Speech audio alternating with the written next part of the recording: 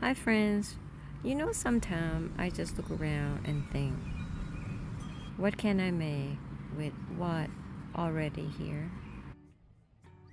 This week, the mulberry tree was full again.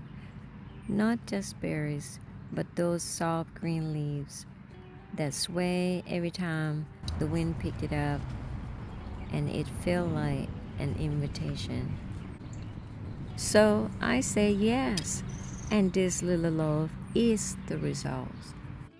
This is my easy homemade bread made with what I have: mulberry leaf tea and a swirl on my own jam. It's soft, simple, and full of comfort. This is all I take from the garden to the table. I started with a few fresh mulberry leaves, rinsed it, then steeped it like a tea. The water turned off soft green, and the smell is grounding, not sweet, not bitter, just quiet. If you like more earthy flavor and darker color, you can boil it on stovetop for about 10 minutes and let it cool. This becomes our dough liquid. I like to keep the temperature for my tea at 100 degrees before I add all the ingredients into the bowl. Mulberry leaves have been used for generations. They're rich in antioxidants, support blood sugar balance, and make a light earthy tea.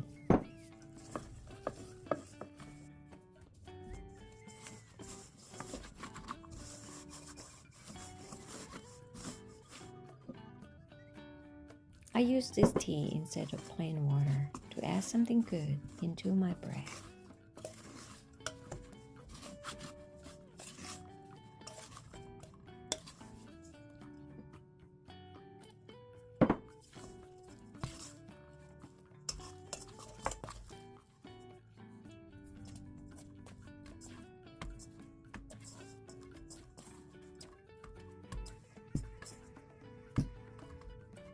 Cover and let it rest about 1 hour.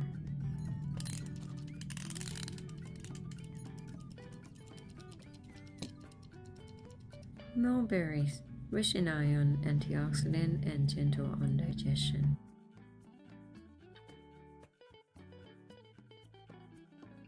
Berries can stain your fingers, towel, and even the wood counter. Here a simple fix. Rub a lemon juice on the fresh berry stain, let it sit for about 5 to 10 minutes. You can also use white vinegar for the fabric or the baking soda paste on the counters. We picked these mulberries the day before. They are not always perfect, some ripe, some tart, but they all come together beautifully. I need about 2 cups of mulberries. Let's make some mulberry jam. Combine berries, sugar, lemon juice, and a pinch of salt in the pot. Let it set 10 minutes. Simmer to thicken on low to medium heat for about 15 to 20 minutes, stirring often. Here's some optional steps for your jam.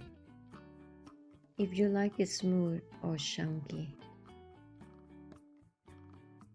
When your jam thickens, drag a spoon across the bottom of the pot.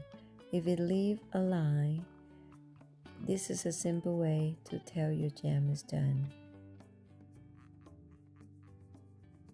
Let it cool and store in a clear jar in the fridge up to 2 weeks.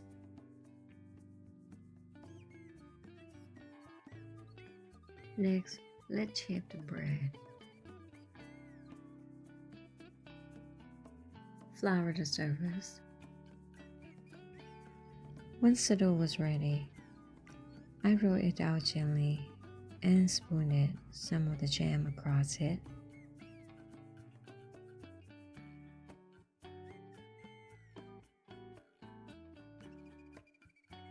Not too much, maybe about 2 to 3 tablespoons, just enough to surprise you with each bite.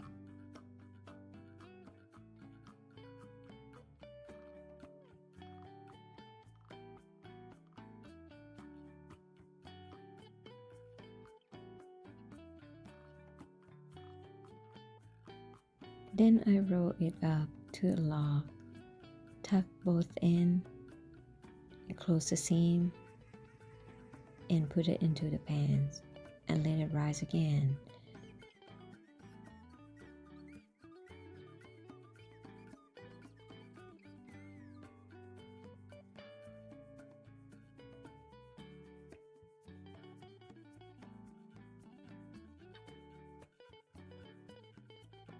Wait until the dough rises above the edge of the pans about ½ inch.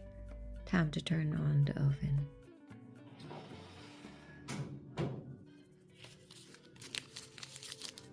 When it came out golden and soft, I let it cool out a bit.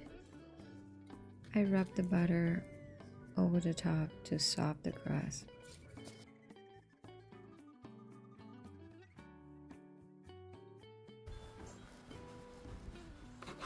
There's something special about bread with a story in it. Not from the store, but from the garden, the hands, the small choices. Mulberry leaves in the dough. Mulberry jam inside. All of it came from right here. This loaf won't last long, but that's not the point. What matters is the making, the sharing, the slowdown.